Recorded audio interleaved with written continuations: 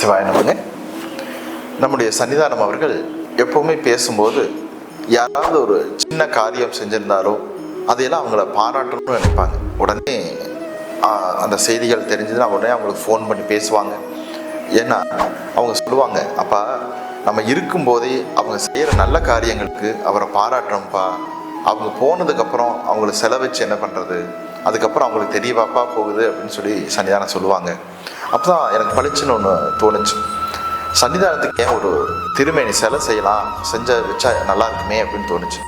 ஏன்னா 47 ஆண்டுகள் அவர் சைவத்துக்காக செஞ்சுருக்காங்க. அப்போ ஆதீனத்தில் ஒரு சிலை இருந்தால் நல்லா இருக்கும்னு சொல்லி சன்னிதானத்துக்கு நான் கேட்டேன்.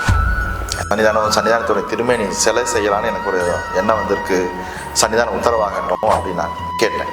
உடனே சன்னிதானமும் அதுக்கு என்னப்பா உன் மனசில் தோணுச்சுன்னா செஞ்சுடுப்பா அப்படின்னாங்க.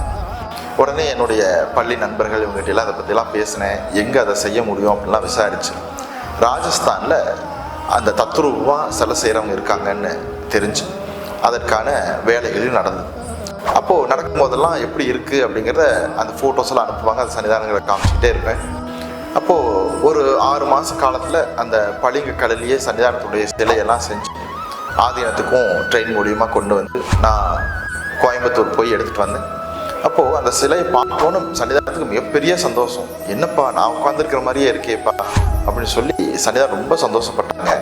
இப்போ சன்னிதானம் சொன்ன அந்த வார்த்தைக்காக உடனடியாக அதை செய்யணும்னு நான் நினச்சி அந்த சிலையை செஞ்சேன்.